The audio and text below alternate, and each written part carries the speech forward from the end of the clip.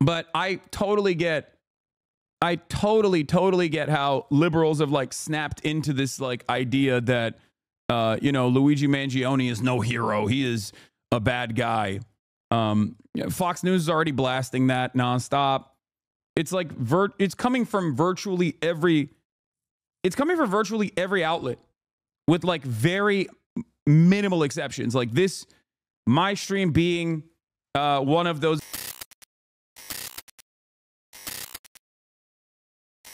Yeah, Luigi, 18 to 29-year-olds at a +9 favorability, 30 to 44-year-olds at a -1 favorability, 45 to 64-year-olds is 35 from YouGov.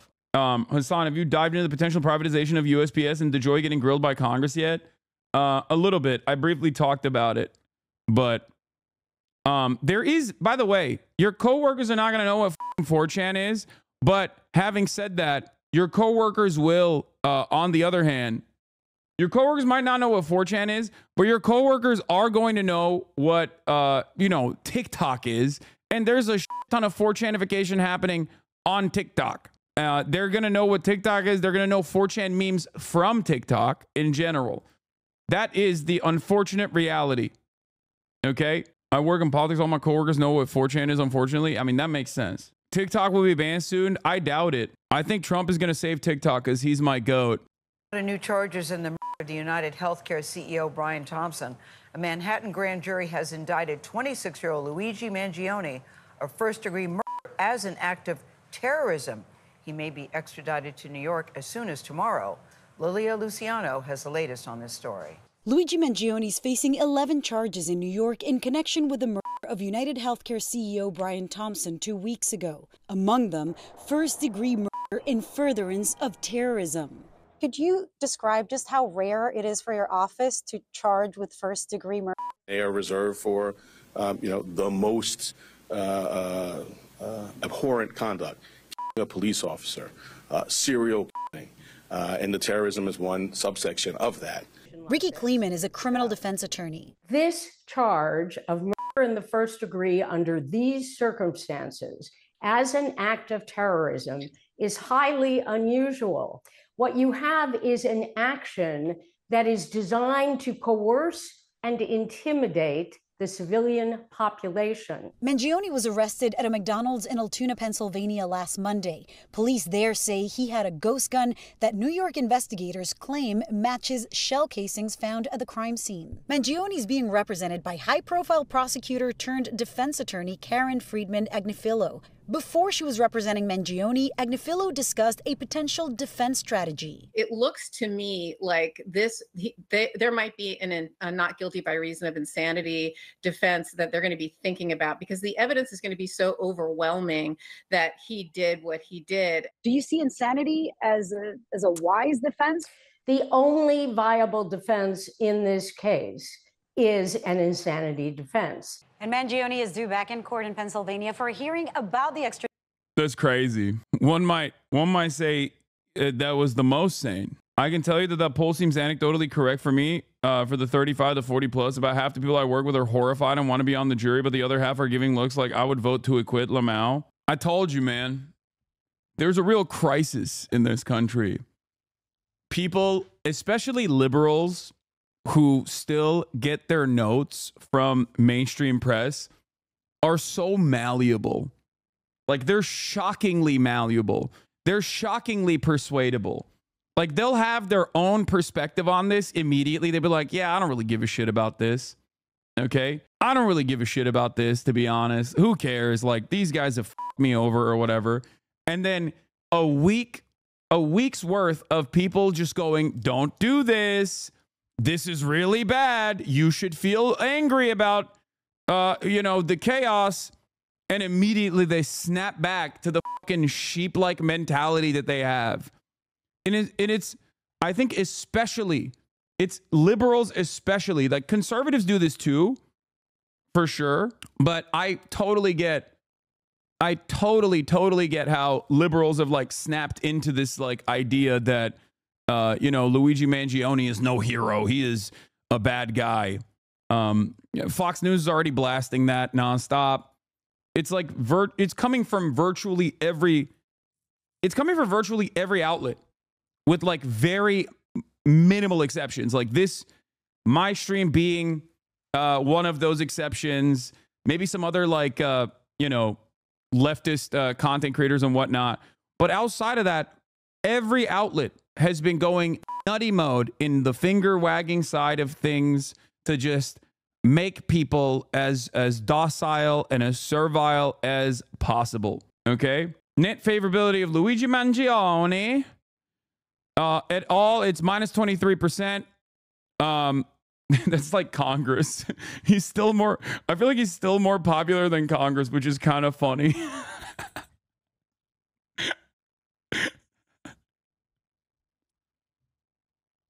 But yeah, for the 65 plus year olds, it's like, see yourself out of this conversation, you old bitch. You already have like the closest to socialized medicine as you can get. And your understanding of the world is dramatically different than like obviously 18 to 29 year olds and the future that they see for themselves and the way things are totally fucked up for them. And it's pretty funny when boomers are just like, oh, excuse me, I don't know why anyone would get mad at a healthcare CEO. It's like, oh yeah, that's weird. As you said yesterday, if the 18 to 29s had what the 65 pluses have, the numbers might look the same. Yeah, exactly. If they had Medicare for all, they'd have a very different attitude. Right now, it's Medicare for only the fucking boomers. Yeah, Luigi Mangione is more popular than Congress, so fuck it. You feel me? Congress approval rating is at 19% and its disapproval is at 74%. Is Kai doing okay? Yeah, she's perfectly fine. She passed the fuck out. Look, she ran around all morning. Tired her ass out. Yeah, Luigi Mangione is more popular than Congress, okay? The more you are old, the more you are ill. Yeah, I don't think it's like every old person. I'm not going to say that. But a lot of the old people that responded to these polls are just truly, truly even if they're not, I think their better judgment is clouded. Whenever there's an opportunity for them to basically write something on a poll, they just go with like the absolute worst possible choice. It is what it is. It's ironic because, Medicare also is impacted, for the record. Medicare is also severely impacted by privatization initiatives as well. We've talked about Medicare A, B, C, D. I think it was A, B, C, and D. There are privatized aspects of Medicare that also suck. And it's really interesting that these guys probably don't comprehend that because they're too old. But obviously, the broad majority of people get this coverage. So on their, the ones that do get this coverage are like, why would anybody do anything about healthcare? Healthcare is great. Anyway, so, but yeah, Luigi Mangione has officially been charged with a terrorism charge. And there is a lot of analysis on the terrorism charge. In New York State, first degree murder is exclusive to peacekeepers like, EMTs, firefighters, and cops. It's mostly just for cops. So the normal murder is considered second degree murder in New York State, as far as I understand. But there is an additional factor here that the district attorney of Manhattan, Alvin Bragg, decided to add on to it to escalate this into a first degree murder charge because this is a second degree murder that was conducted to do what they consider terrorism. And this might have been a mistake. I personally think it's a twofold mistake. One, because now the main focus of this investigation, the main focus of this court case is going to be healthcare. Now, healthcare is going to be discussed. Okay. So that's number one. And number two is that given this overreach, it gives the defense attorneys more opportunities to basically pick it apart and create plausible deniability, or not plausible deniability, sorry, reasonable doubt in the eyes of the jury. So it's unnecessarily difficult. I think the prosecutors themselves has made this more difficult for themselves. So if you can prove second degree but not first degree, does he go free since that's not the charge, or am I dumb? I think that I don't know if there's a separate charge. I actually don't know. I'm sorry. You're dumb, chatter. Sorry. Wait, what? I'm dumb too. I don't know. This is a Wall Street Journal, Marketplace, Guardian writer who says, I just want to editorialize here and say that choosing this route will backfire on them. They chose terrorism so they could increase the murder charge, but what that does is bring up the ideology behind the shooting. And if they're going to try and defend healthcare insurance abuses on ideological grounds, they will absolutely create a far worse situation in public opinion that already exists. That's what I think as well. That's what I said as well. I think like putting healthcare at the forefront of this and saying like, well, this guy was like terrorizing private healthcare. Like his goal was to, you know, scare private healthcare insurance CEOs, like for-profit healthcare insurance CEOs. In the eyes of the public, it only expands the message. I think it makes that message more resilient. Having said that, however, who knows? Boomers do have a proclivity towards law and order, snapping back into law and order narratives, and also personally getting invested in the idea that like, oh, well, this was a murder, it's bad, it's murder is wrong, it's bad, without ever factoring in the reality that like a healthcare CEO on any given Sunday has done egregious crimes, like far worse than the singular act of murder, even though the system itself basically makes that kind of crime invisible and normal. So yeah. Also, on top of that, judging by the metrics of just like terrorism, like what are the things that you can point to in terms of the terrorism? Yeah, he wrote a manifesto. So there's that. That's like one piece of evidence, but every other thing that you can point to is completely outside of his control. You know what I mean? So I don't know. And it's not like he published the manifesto either. So who knows? But any act against those in positions of power in this country, from murder to, I don't know, like work stoppages even, is a dangerous precedent to set if you're considering like any action against like a person in a position of power in private enterprise as an act of terrorism. Well, that's definitely going to be an issue later down the line. An issue for you and I, not an issue for those in positions of power, of course. But I do feel like this is a bit of a over-leveraged, overextended situation. Not over-leveraged, but overextended situation. Maybe a reach, if you will. So, like, saying the manifesto is an admission of a crime is like saying rap lyrics are an admission of crime. It's all art.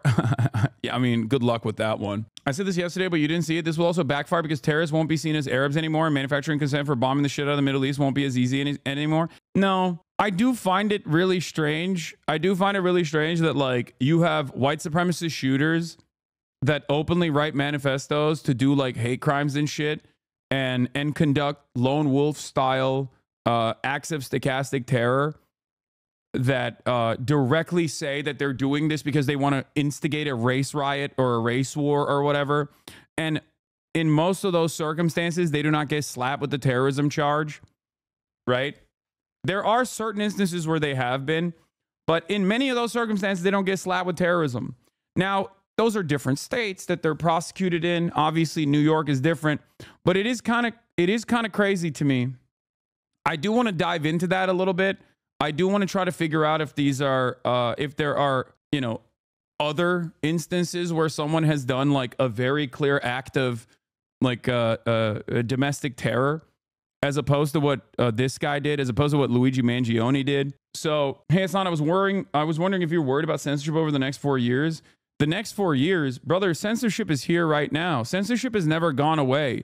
Censorship has always been a prominent fixture of any sort of criticism against Israel, any sort of criticism against the U.S. State Department interests across the board, but especially against Israel. This is something that I've always talked about. And it's really interesting that most people just simply didn't understand what the hell was going on with Israel-Palestine. So they never truly had to contend with this censorship. That's why a lot of people now, when I talk about BDS and like 30 plus American states being banned or being barred in some way, being severely restricted in some way, they're shocked by it.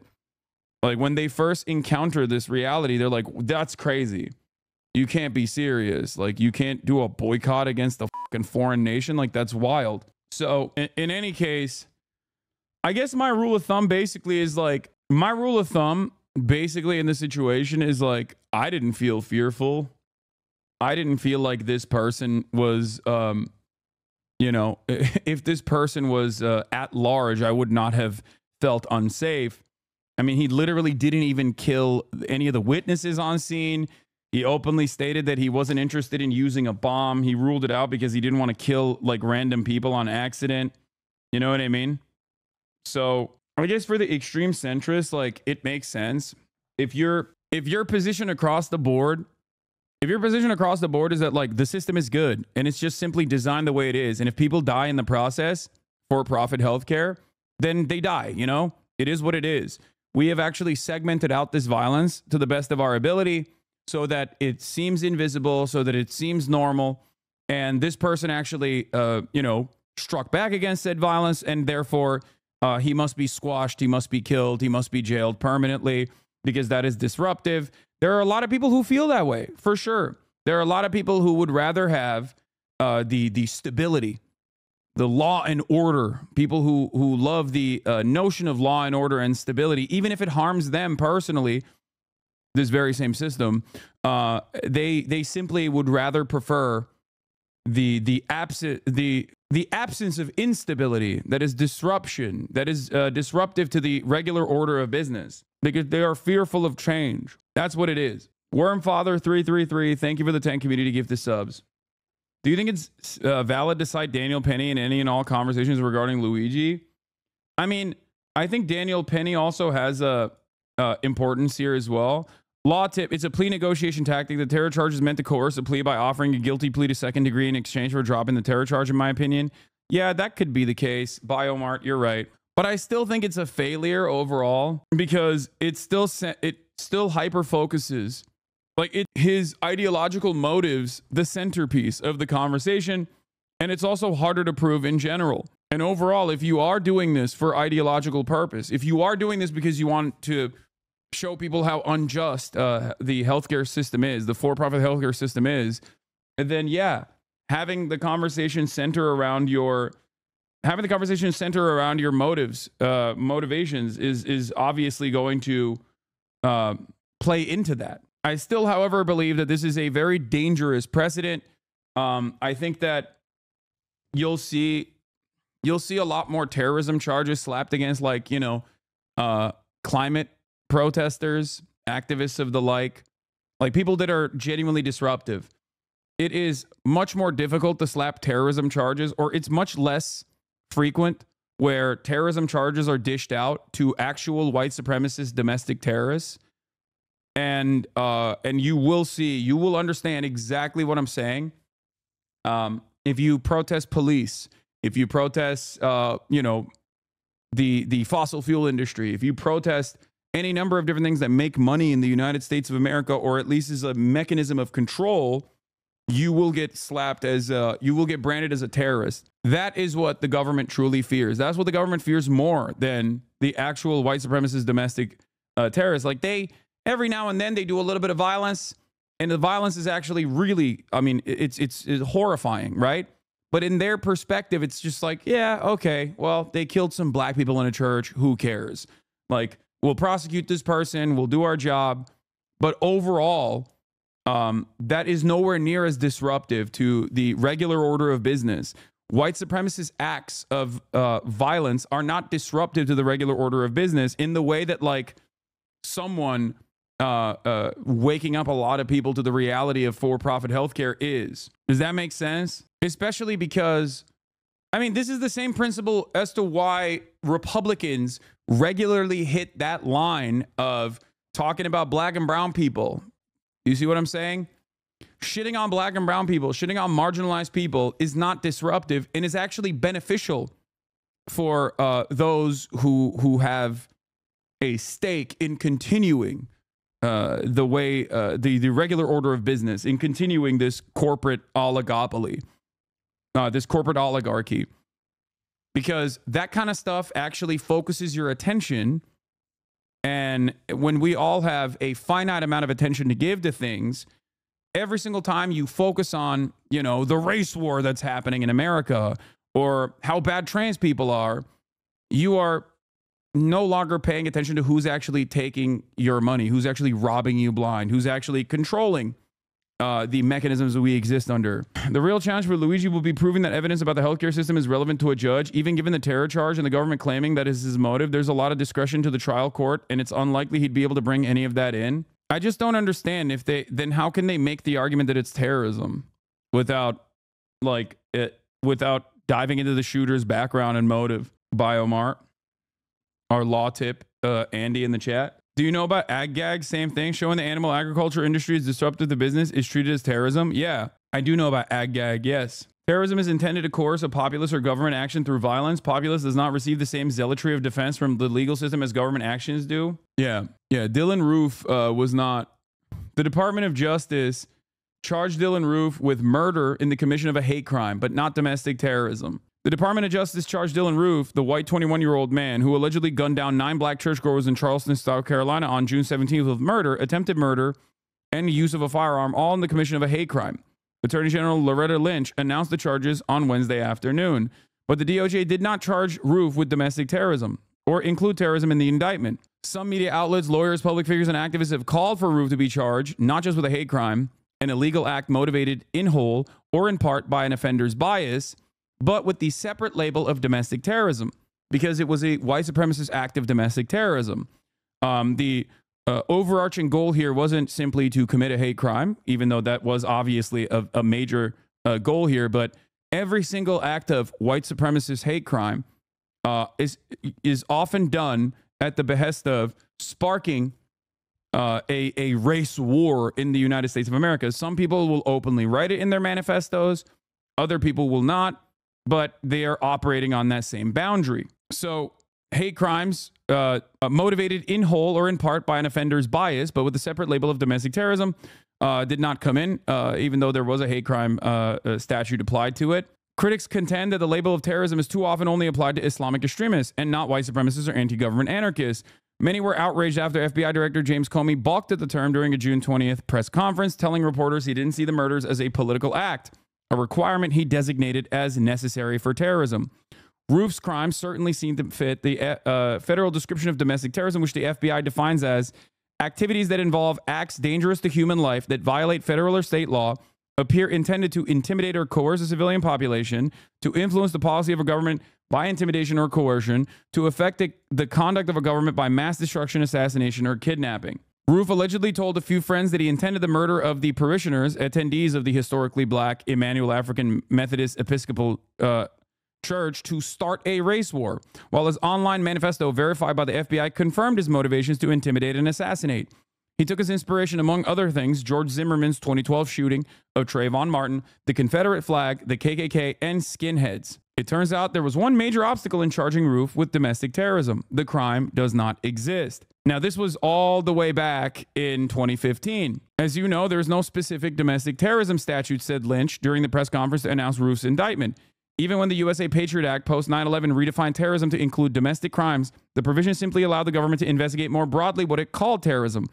Actually, charging someone with domestic terrorism remains a separate matter. Even criminals who use bombs or send money to ISIS or Boston Marathon bomber Dzhokhar Tsarnaev are not charged with a crime of terrorism. Teen pleads guilty to terrorism and murder charges. So since then, there have been people like, I believe this is Ethan Crumbly, right? Yeah. Pled guilty to 1 count of terrorism causing death, 4 counts of first-degree murder, and 19 other charges stemming from November 30th mass shooting at Oxford High School. So since then, and obviously there's a distinction between state charges and federal charges. Obviously, on the federal level, this is what we're talking about on the federal level for Dylan Roof. But for Ethan Crumbly, there was a terrorism charge. So since then, they've actually started applying, at least in certain states, domestic terrorism as an additional factor. So there are instances where they have charged people, like mass shooters and whatnot. And, you know, I think that regardless of the political motivations behind, or the political application of terrorism as a legal definition, is utilized by the state to oftentimes torture people, deny them due process and the like, or slap on additional charges, or do things that you normally wouldn't be able to do to a regular civilian. If there is some kind of tangible domestic terrorism application, then yes, domestic terrorism as a practical application fits certainly fits the criteria for many of these white supremacist, neo-Nazi school shooters, mass shooters in general. So there is that. And I wanted to dive into a little bit more of, different instances where people have gotten the terrorism designation slapped on to, mass shootings and whatnot. And I feel like the criteria being general harm to the overall public makes it a little bit more difficult, in my opinion, for terrorism charges to stick to Luigi Mangione, because I think his argument overall, if I'm thinking about it, like, it's going to be difficult to prove that he wanted other people to also go out and kill CEOs. That's number one. Number two, there's a direct through line of harm that was done to him in the way that he saw it, and it's more so a revenge killing, right? At most. Does that make sense? It more so fits the purpose of it's premeditated murder, but a revenge killing rather than an act. It's an act of vengeance rather than an act of terrorism. Whereas if you're going into a school and shooting a bunch of people and saying I'm shooting a bunch of people in my school because I want I want to incite violence, and I want or I'm going to the better case would be the Buffalo mass shooter that went into a location where he knew that there would be black people and specifically wanted to shoot as many black people as possible. And oftentimes they will openly state that their desire is to, wake America up to do a race war, right? That in and of itself, I think is more so in the pocket, regardless of terrorism, domestic terrorism being this arbitrary charge, if that makes sense. Yeah, fair shooting in Texas, El Paso is another example of this as well. He explicitly wasn't advocating for a policy. He literally said, I don't know that shit. I just know I was wrong. Then all of America has been wrong. So I'm going to shoot the CEO of the healthcare company with the biggest market cap. Straight up normal murder. Yeah. So ultimately, I think it is. I think it has a silencing effect, because when you slap on terrorism charges to something like this, you inevitably are saying anyone that is even covering this in a non-critical manner, or people that are in favor of this, are all terrorism supporters. And there's a whole bunch of additional things that there are a whole bunch of additional things that get added onto it in terms of expanding the surveillance state, and maybe additional charges that are brought up against what is this? No, not the California state of emergency, and not the 20v1. There was another person who actually sent me a link. Oh, Cornell, Article 490, crime of terrorism in New York State.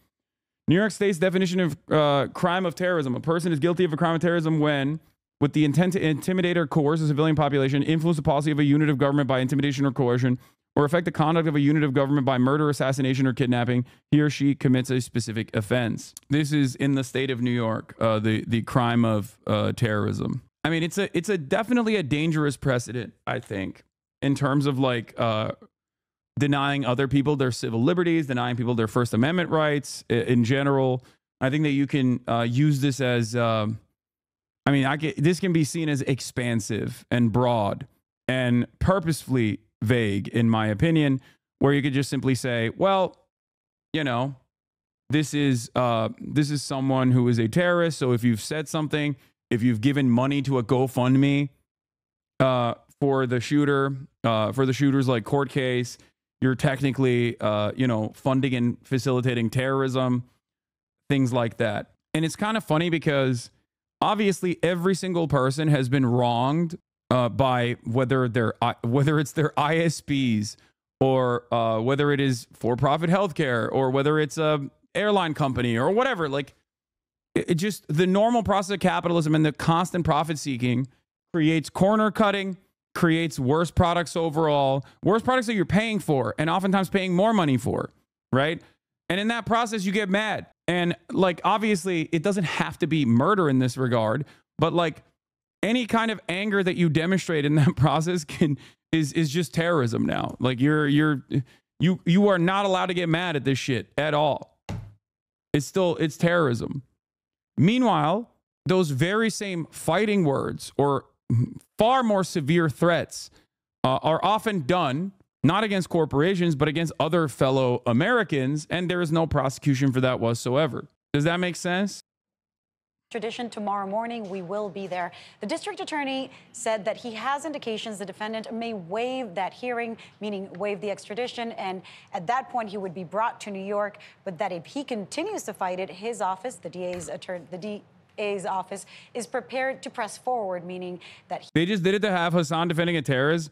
My friend, this is not the first, nor will it be the last time that I talk about someone who has been historically branded as a terrorist, you know, and was not actually a terrorist whatsoever, or was not a bad person whatsoever. You know, the argument I routinely bring up is obviously Nelson Mandela, which apparently people have no response to. And instead, they've chosen to just be like, did you know that Nelson Mandela was on the terror watch list? Like, they don't even respond to it anymore. They just like repeat what I'm saying, but in a sarcastic tone, in like a silly tone, in an effort to like deflect. It's very weird. So like I've said over and over again, the designation of terrorism is often very, I mean, it's already arbitrary. There is no legal consensus on this. There's certainly no international consensus on this. And this is one of the things that the rest of the world actually doesn't even follow suit with the United States of America on. Like, that is part of the reason why you don't see every single country declare Hezbollah as a terror organization in the way that America has, right? Because they're like, I mean, even in Lebanon, Hezbollah is also a political party within the parliament, right? So there is definitely, I guess, there is a lot of, there's no real consensus on this matter whatsoever. And people kind of just go off of vibes. he would push the governor, who has said already that she intends to issue a warrant for The new meta is to just call it disingenuous and say that it's bad faith to use Nelson Mandela as an example. Disingenuous. Why is that bad faith or disingenuous? If the argument itself is, about like the political application of the terror watch list, is it just that you know, it hurts your argument? So instead of trying to tackle the argument, you just say disingenuous. I don't think Chatter agrees. That's just the meta. No, I know. I just think it's funny that these guys have no counter argument to it. So they just kind of say it's disingenuous to try to like deflate it, I guess.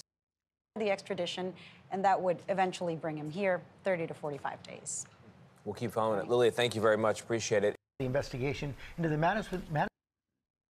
Yeah. Does it not make it harder for a conviction? Only on the first degree murder charge, but that's it.